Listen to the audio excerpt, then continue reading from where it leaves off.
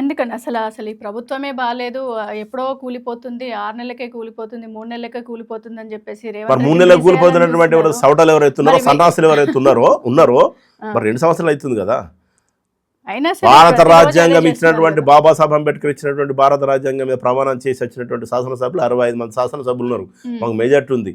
ఈ రోజు ముఖ్యమంత్రి రేవంత్ రెడ్డి గారి మీద పూర్తిగా అందరినీ విశ్వాసం ఉంది. కొనేస్తారంట కదా. కొనేయడానికి అంగట్ల సరుకు కాదు, ఎమ్మెల్యేలు అదే అంటే అంగట్ల చాలా సరుకు వరకు కాదు, ఒకప్పుడు వాళ్ళది ఎమ్మెల్యే వాళ్ళు అంగట్ల సరుకులు వినండి, ఎందుకు వాళ్ళు లాస్ట్ కేసీఆర్ గారు కానీ కేటీఆర్ హరీష్ రావు గారు కానీ లాస్ట్ వాళ్ళ ఎలక్షన్స్ వాళ్ళ వాళ్ళ ఆధిపత్యం కోసం కొట్లాడుకొని ఏది దోయలేక ఇంకా ప్రభుత్వం మీద రేవంత్ రెడ్డి గారి మీద మాట్లాడుతున్నారు తప్ప ఎంత గాజులు దొరుకుని కాంగ్రెస్ పార్టీ కూర్చుండేది, మా రేవంత్ రెడ్డి గారు కూర్చుండేది, మా పీసీ అధ్యక్షులు కూర్చొని రాహుల్ గాంధీ గారు కూర్చోలేదు. కానుకోవడం లాస్ట్ టైం ఎలక్షన్స్ తర్వాత ఎమ్మెల్యే సుధీర్ రెడ్డి ఎక్కడి నుంచి గెలిచిండు?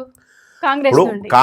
సబితేంద్రారెడ్డి ఎక్కడి నుండి గెలిచింది? ఇప్పుడు అప్పుడు ఉన్నటువంటి పరిస్థితులు వేరు కావచ్చు, ఇప్పుడు ఉన్నటువంటి పరిస్థితులు వేరు. ఇక్కడ ఉన్న రేవంత్ రెడ్డి గారు గుర్తుంచుకోండి, ఈ రోజు వినండి, అప్పుడున్నటువంటి పరిస్థితులు ఇప్పుడున్న రేవంత్ రెడ్డి గారు ముఖ్యమంత్రి, అది గుర్తుంచుకోండి. అల్లటప్ప ముఖ్యమంత్రి కాదు, ముఖ్యమంత్రి కాదని చెప్తున్నాను నేను. ఏదో ఎలక్షన్ 6 నెలల ముందు, ఇప్పుడు 3 నెలలు ఉన్నారు, 4 నెలలు అన్నారు, 3 నెలలు ఏమైంది? 2 ఏళ్ళు, ఇప్పుడు 2 సంవత్సరాలు అడుగు పెడుతున్నావు. ఏమైంది? మంచి పరిపాలన జరుగుతున్నది. మీరు చూడండి, పేదలకు నిరుపేదలకు సన్నం బియ్యం ఇస్తున్నాం. ఈరోజు 10 ఏళ్ల కాలంలో టీఆర్ఎస్ ప్రభుత్వంలో ఒక్క రేషన్ కార్డు ఇవ్వలేదండి. ఈరోజు 14 నాడు తుంగతుర్తిలో బహిరంగ సభలో దాదాపు 40 లక్షల రేషన్ కార్డులు మంజూరు చేస్తున్నాం మా ముఖ్యమంత్రి గారు. ఈరోజు మహిళలకు, మీరు కూడా మహిళలే కదా, ఉచిత బస్సు ప్రయాణం చేస్తున్నారు, పొందుతున్నారు కదా. ఏనాడైనా ప్రభుత్వంలో గృహజ్యోతి వస్తుంది మీకు, ఏది ఉచిత ప్రయాణం చేస్తున్నారు. ఇంకోటి తెలుసా మేడం, 10 ఏళ్ల కాలంలో SC/ST బీసీలు పేద విద్యార్థులు 10 ఏళ్ల కాలంలో టీఆర్ఎస్ పరిపాలన మేడం ఏనాడు కూడా అంటే 20% ఉన్నటువంటి కాస్మెటిక్ ఛార్జీలు ఉంటాయి. అంటే పేద పిల్లలు, ఆడపిల్లలు కావచ్చు, ఆడపిల్లలు, విద్యార్థులు, పేద పిల్లలు ఏదైనా సబ్బు కొనుక్కుందామన్నా, ఏదైనా ఆడపిల్లలకైతే కావాల్సినటువంటి వాళ్ళకి అవసరమైనటువంటి వస్తువులు కొందామన్నా అని కూడా హాస్టల్లో కనీసం 20 రూపాయలు 15 రూపాయలు వచ్చేవి. ఈరోజు 40% చేసినామండి. ఇప్పుడు ఎంత ఫ్రీ బస్ ఇచ్చినా కానీ దాన్ని దుర్వినియోగపరుస్తున్నారా, లేకపోతే దాన్ని సవ్యంగా వాడుతున్నారని అనుకుంటున్నారా? లేదు, ఎవరు దుర్వినియోగం చేస్తారు?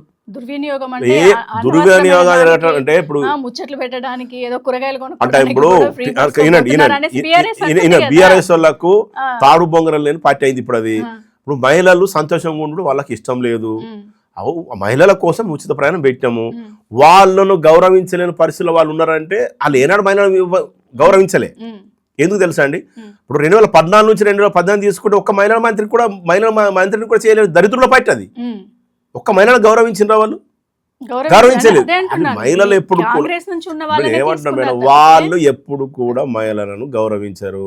గత 5 ఏళ్ల కింద 2014 ఉన్నట్టు 2018 వరకు ఉన్నటువంటి అధికారం ఉన్నప్పుడు ఒక మహిళకు మంత్రి పదవి ఇవ్వలేరు. మహిళలు సంతోషం, కవితను ఎమ్మెల్సీ చేశారుగా, వాళ్ళ కుటుంబం చేసుకున్నారు. పోస్ట్ లేదు కానీ ఇప్పుడు వాళ్ళ కుటుంబం వాళ్ళు చేసుకున్నారు. వాళ్ళ కుటుంబం కోసం ఉద్యోగాలు సృష్టించుకున్నారు కానీ మన కోసం సృష్టించలే కదా. బీఆర్ఎస్ పార్టీ కన్నా కేసీఆర్ కుటుంబ పార్టీ అంటే బాగుంటుందేమో. కుటుంబ పార్టీ అని చెప్పి తెలంగాణ ప్రజలకు తెలిసిపోయింది. ఇప్పుడు మేము ప్రధానంగా ఒక్కటే, మాకు బీసీలకు రాజ్యాధికారంలో మేము భాగస్వాములు కావాలన్నదే మా ఆలోచన ధర మాదిరిగానే మా రాహుల్ గాంధీ గారు, మా రేవంత్ రెడ్డి గారు, మా పిసిసి అధ్యక్షులు మహేష్ కుమార్ గౌడ్ గారు నాయకత్వంలో 42% తీసుకొచ్చినాం. క్యాబినెట్ ఆమోదించింది, అమెండ్మెంట్ చేసినాం, గవర్నర్కి పంపిస్తున్నాం. గవర్నర్ ఆమోదించిన తర్వాత న్యాయపరమైనటువంటి చిక్కులు లేకుండా ఎంపీటీస్ కానీ, సర్పంచ్ కానీ, ఎంపీపీగా మీరు కార్పొరేటర్ కావచ్చు, కౌన్సిలర్ కావచ్చు, ఏదైనా కానీ కూడా సముచిత న్యాయం జరుగుతుందుకు మేము సిద్ధంగా ఉన్నామని చెప్పడం జరిగింది. దానిలో భాగంగానే ఈరోజు ముఖ్యమంత్రి గారిని తీసుకున్న నిర్ణయం, ఆ నిర్ణయం మాదిరిగా గట్టిగా నీ తీసుకున్నటువంటి ధైర్యవంతుడుగా మేము మళ్ళీ చెప్తున్నాను, రేవంత్ రెడ్డి గారు అగ్రవర్ణానికి చెందినప్పటికీ కూడా ఈరోజు బీసీలకు మా దేవుడు అయ్యాడు. ఆయన ధైర్యం అయ్యాడు. మా రాహుల్ గాంధీ గారు దేవుడైతే మా ధైర్యం అయ్యాడు రేవంత్ రెడ్డి.